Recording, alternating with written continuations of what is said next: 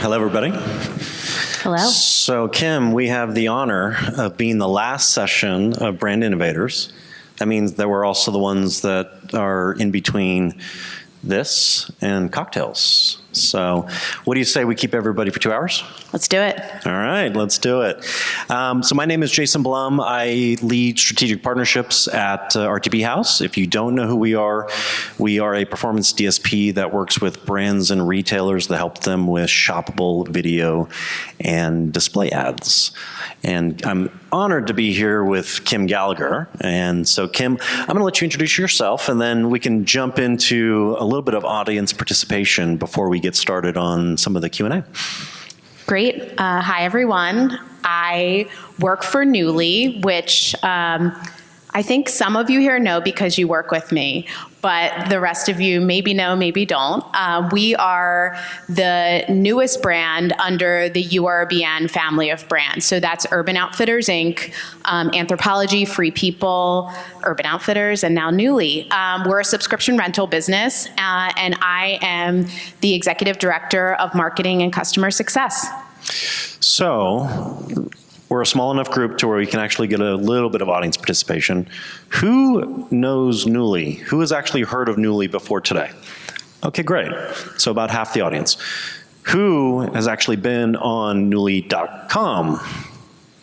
Okay, so almost the same amount. And then who of you are actually subscribers to Nuuly? So 2. We got to spread the word. That's the plan. So today we're going to talk a little bit about the evolution of the brand, how you've been able to go from 0 to where you're at now, a little bit about the customer journey. I think I've spent my career in retail on the wholesale side and certainly on the digital side.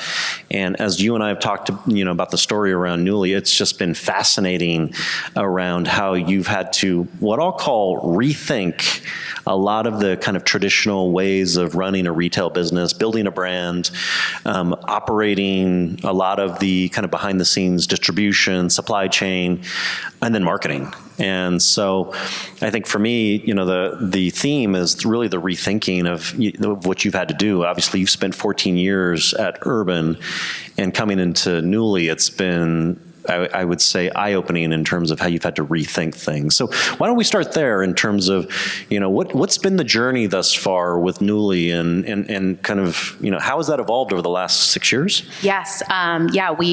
We've been around about 5.5 years, and so I've worked at Urban for a long time. I started at the Anthropologie brand, working across different roles in marketing and analytics, then moved to a digital strategy role that was operating across the brands. And it was during that time that the retail space was very different. So, DTC was pure play, was kind of exploding. There were a lot of kind of new business models, like, the Stitch Fixes of the world, but also a lot of beauty boxes like Birchbox. Rental was just starting to kind of come to the forefront, more so in a one-off occasion rental model. And we were looking around and saying, are there any of these new business models that Urban should be considering? So we took it to customers and we talked to them. And what we found was that, we knew that our customer, she likes fashion, she cares about what she wears. She wants to pick what she wears. She's not looking for convenience as her number one priority. And what we found was that there was a big appetite for rental, but just nobody had tried it yet. And I think that it was just a very unique time in that, from a macro sense, there had been a lot of disruption in other industries. So, hospitality was disrupted by Airbnb, transportation was disrupted by Uber, and it kind of broke down a lot of the maybe preconceived notions around sharing other people's things. So we really thought that it was a good time. If it can happen there, why can't it happen in retail? And why can't we do it? So I'd say that was kind of the first, where we started to think about it. But then there was the question of how do we do this? There were multiple ways to approach the rental space. there were startups in this space. Could we acquire an existing company? There was an emerging like white label logistics and technology platform. Should we partner? Should we build it ourselves? And also, should it be under one of our existing brands or should it be a new brand? So these were all the things we thought about, and where we landed is that we had a sense that there was no reason why this couldn't be a very, very big business someday, so we should build it ourselves. Because why would we want to be beholden to, why would we want our growth to be beholden to another company that we thought long-term that could be a challenge? And we also thought about that from a brand perspective. So if we launched under a brand, we thought that long-term there was a chance that it could limit the growth potential.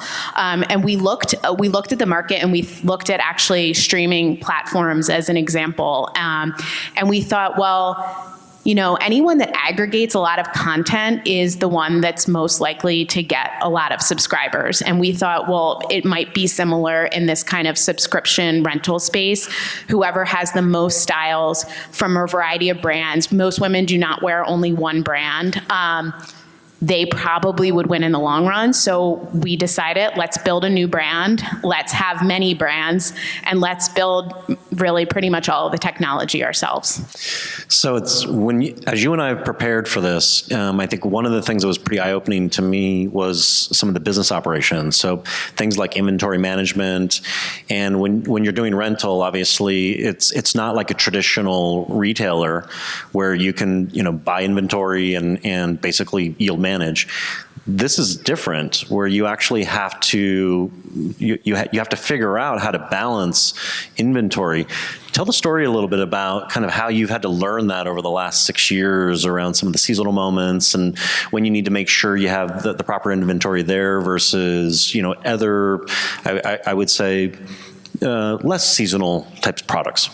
Yeah, so how our service works is it's 6 items a month for $98. So you choose the items, but it's really this hybrid between a subscription business and a retail business in a way. A lot of subscription business, I think, especially like a SaaS type business, it's really steady and there's not as much seasonality.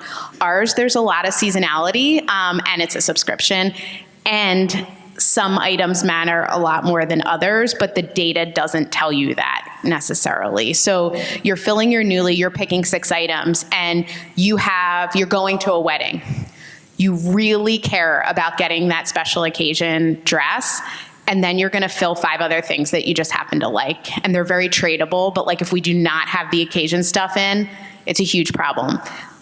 So we had to learn, and I'd say we're still learning because it's very hard to like develop metrics around this. Holiday was the one we were talking about. Holiday is kind of really difficult in a way for us. So in holiday, well, just generally, there's probably like 3 weeks a year that people really want like velvet, for example, in a wear now kind of way, which rental is very wear now. So everyone wants the same thing at the same time. That stuff is only going to rent once a year. How much inventory do you buy? It's not going to look as good numbers-wise as the pair of denim that we have, but it matters, I would argue, much more. I've offered our planners my marketing budget to buy more holiday dresses because I'd rather do that than spend money on ads at that time. It matters so much more. So there's just a lot of considerations. We've actually had to flex down our marketing budgets at certain times when we just didn't have the right amount of inventory, especially in those learning years. And yeah, we're still learning. Well, it's funny. I mean, you talked about the special occasion business and you modeling after that.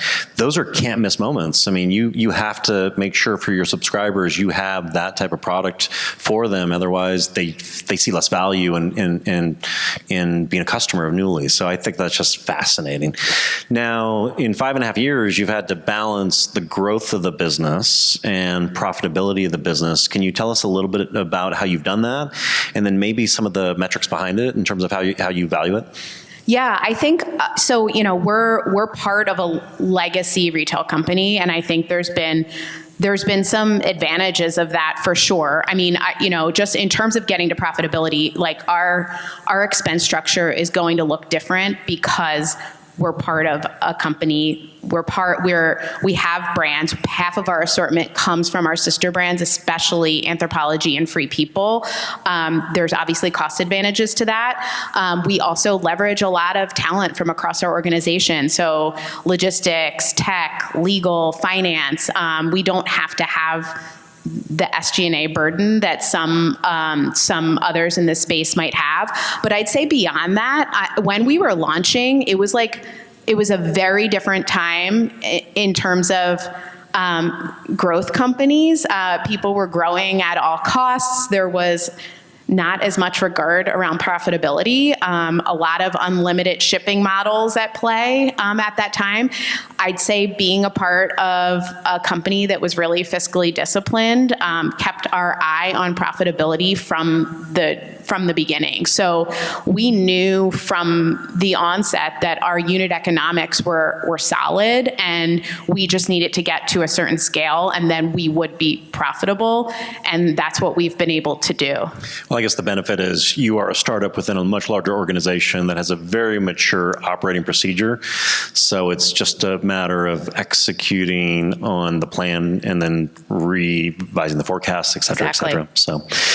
So now the rental model is, at least in fashion, is new. And so as a result, the education to the customer is new. And so I'd be curious to understand, sort of how do you get that customer enthused and or interested in a fashion rental model? Like, what are some of the key things that you guys have learned over the last 5.5 years? Well, we know that most people that sign up for Nuuly have never rented before. So it's about 2/3 of our customers have never tried it. And then we're fastest growing in the under 25 market. Over 80% of them have never tried rental. So there's definitely education involved. And honestly, the best driver of education for us is word of mouth. That's our best marketing channel. And it's really exciting as a marketer to have that as your best marketing channel. Steadily up to 20% of our new subscribers are coming from a referral program that we've had in place since day one. But we have a lot of passionate fans that talk about Nuuly, and they're excited to explain this kind of novel service to their friends, their moms, you name it, and get them on board. And I think, so that's number one, but I would say we really consider in our marketing mix, what are the channels that kind of can do some of that explanation for us. So influencer is a great channel for us. We try to work with partners that really love Nuuly. It's really important. They're talking about it in a very authentic way, but they're also explaining it. So they do some of that work. And I'd say that can work better, and those kind of things can convert higher than ads where we just don't have the benefit of, maybe it's the real estate of explaining what rental is. So you're diving a little bit into marketing now, and obviously you have to balance sort of the organic growth of word of mouth and then some of maybe the retention tactics that you have. Maybe we'll talk a little bit about loyalty a little bit later on, but curious about the actual marketing itself. Can you dive a little bit into some of the channels that are the most effective, and what are the goals that you have for them? Well, I'd say that it is a little bit different from retail in that we don't even have access to all the same channels. So, for example, I think probably if many of you are at retailers, like product listing ads are going to be a really big deal for you. We're not selling a product, we're selling a service. So we're trying to get people to subscribe. So we do need to approach our marketing a bit differently. That being said, some of the channels are very similar. Like we do really well on paid social, Meta, TikTok. It's where our customers are. They're on their phones and on these apps all the time. Influencers, like I said, but then we also we have larger brand campaigns that are running across connected TV. And PR is a great channel for us. There's a lot of interest in the business model, so we're fortunate enough to be able to get a lot written about the brand. I didn't ask you about partnerships. Do you do partnerships as well with brands? We do, and that's been a newer, I'd say a newer endeavor for us. And we have a small team, and I think we are learning that it takes a lot of small but mighty. Small but mighty. So we're trying to not bite off more than we can chew, and kind of layering in really relevant partnerships that we've kind of thought through and that really line up to our brand attributes. And the partnerships can really range from everything that we have an event on Thursday with Ella Emhoff, who's she's in the fashion space, kind of an it girl in fashion. She's hosting a big event for us. Or it can be something like we did a social partnership with Amtrak, which got a ton of attention and was a lot of fun. And sometimes it's those unexpected partnerships that work really well for us. So I think the one thing that you had mentioned to me that was interesting is how do you balance your new customer growth with the interesting dynamic that you have with inventory? Is there any kind of insights you can share there with regard to some of the things you've learned? Well, we've learned to prioritize our existing customers if we don't have enough inventory. So I'd say that we are not in that spot anymore. We had a fulfillment center, which we still do, kind of near to our home office, purposely so we're really hands-on there. That's 300,000 square feet. We opened one double the size last year. We have less problems. We couldn't buy enough inventory because we were totally out of space. Now we're a little bit more smooth sailing, but we know we have to, product availability is the number one thing that drives retention. So the existing customers come first. Yeah, I can imagine when you're talking about rental, it's different. So it's a different dynamic in terms of how you balance the inventory management, but it sounds like you guys have done a good job there. Loyalty. So let's talk about, you just mentioned you got to prioritize the existing customer. So what does that mean? What are some of the ways that you're prioritizing them and making sure that their needs are met? So we look at our business and like the health of our business across all the various experience points. That's different in rental than retail, but for us, those experience points are availability, it's product discovery. So we have 25,000 styles and we don't want everyone renting the same things or trying to rent the same things. It's fit. It's product condition, and then it's shipping speed. We grade ourselves every year, and then we try to do better when we're not giving ourselves an A. And that is our best retention tool. It's innovating along each of those kind of customer experience pillars. I mean, I have a background in CRM, and it's really important too, but I really do think that there's nothing better we can do to retain the customers than to keep improving our core experience. Makes 100% complete sense. So, going back to Sabrina's session earlier and Hanky Panky, I think the question came up around regrets, and I don't believe in regrets personally, but I do believe in learning. Yeah. And I'd be curious, and you and I didn't actually talk about this, like maybe one or two really key learnings as you develop this brand. Is there anything that you would share with the audience that you thought is just, wow, if we didn't learn that, there was no way we were going to scale this business? Well, I'd say that maybe less specifically about the growing the Nuuly brand. I'm sure there's something that's just not coming to mind right now, but I've learned a lot about people management, and I think that's more of a thing probably we all have in common, but the Nuuly brand has grown from 0 to this year. We have a goal of $500 million, and we have had to grow the team really quickly as a result. And that, we learned a lot about how we hired, who we hired, at what stage, and we didn't do it perfectly all the time, and but I think that's a common thing. But I think I learned a lot about having to make decisions about, there's some people that are right at a different growth stage that maybe that when you get a little bit larger, you need to bring in more experience, and that sometimes ruffles feathers, but it's the right thing to do. Yeah, I mean, I couldn't agree more. I'm a leader as well on my team, and the amount of decisions that you have to make, the precision, for the most part, has to be good, and sometimes the decisions need to be tough. But if you don't make all of those decisions and pretty quickly, then you find yourself in a much more disadvantaged position. Absolutely. So I promise I'm not going to keep you guys for 2 hours. So I think we're getting pretty close to the end. But before we do, what I'd love to understand is what's next. I mean, where are you guys going with Nuuly? What's the 1, 2, 5 year plan? What's the outlook look like?